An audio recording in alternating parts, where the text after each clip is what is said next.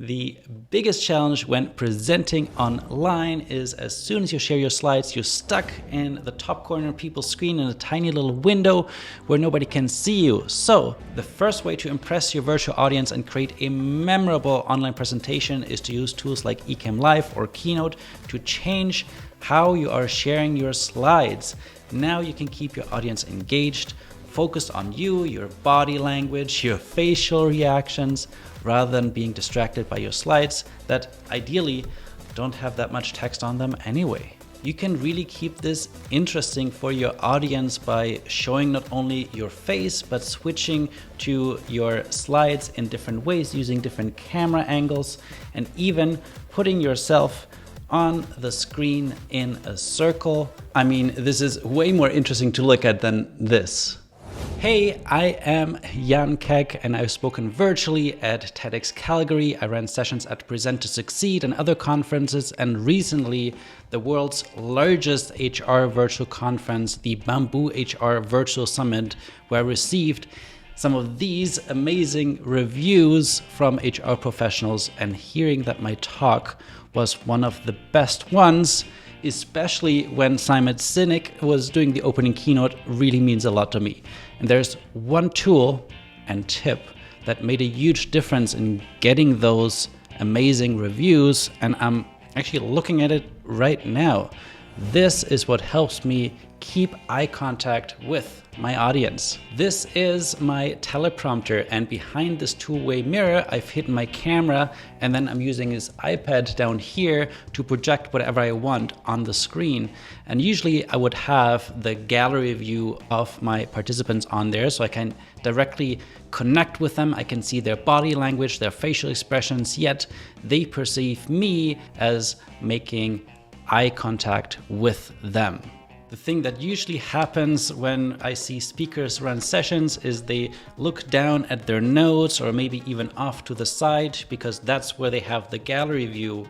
But if you're not making eye contact with your viewers, with your participants, then you're subconsciously sending the wrong message.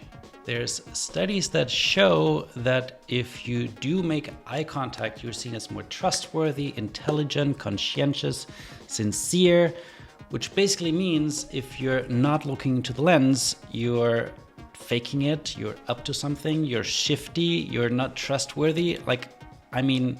If it's that easy to make this huge shift in how your audience perceives you, why not remember to look at the lens? Even if you don't have a teleprompter, no worries. Just make sure you remember this attention triangle and move your gaze between the webcam, which means you're making eye contact with your audience, your participants. If they are on video, you want to make sure that you can take in their body language, their facial expressions. If they're not on video, maybe it's the chat, so you can get some feedback on how things are landing for them.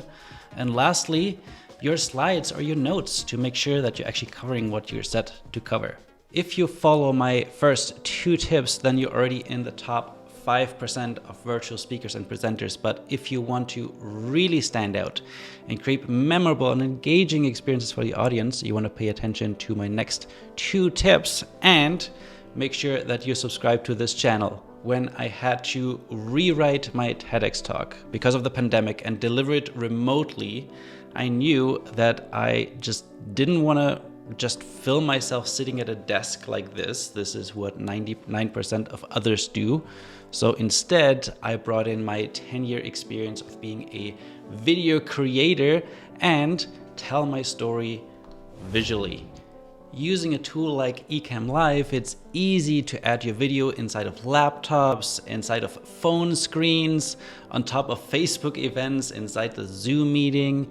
This allows me to control the visual experience of my audience, and it helps them imagine themselves as part of my story, and most importantly, also keeps them engaged longer.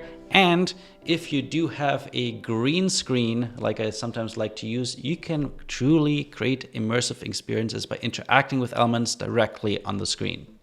Or even create some magic tricks with this invisibility paper I got from Amazon.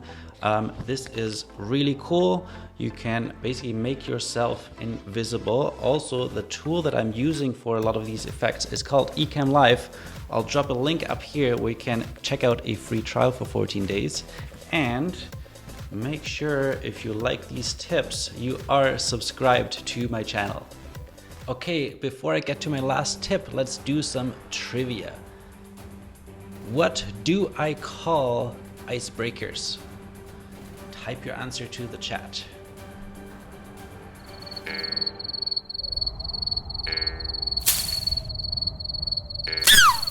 Okay, nobody wants to respond. Nobody knows the answer. Oh, I can see somebody is typing, and drumroll please, it is the correct answer. Amazing. I like to call them ice melters because they are much less painful than breaking the ice, and usually people just cringe when they hear the word icebreaker. So I think it's time we change it. So can you guess my fourth tip? Yes, it's all about making it interactive. And you might be saying, Jan, but how can I make something interactive if I'm giving a talk and I have to hand in a pre-recorded video? Well, I recently spoke at the Bamboo HR Virtual Summit in front of thousands of HR professionals, and although I did hand in a pre-recorded talk, I still acted as if it was live, asking people to comment into the chat, and I had the privilege to actually be there in the chat live as it was streamed.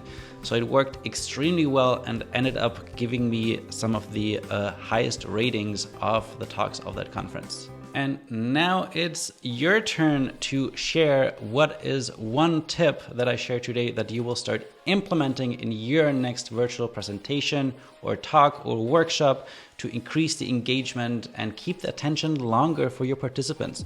Also, if you do have any tips or experiences around virtual presentations that you would like to share that I didn't mention today, make sure to drop them into the comments.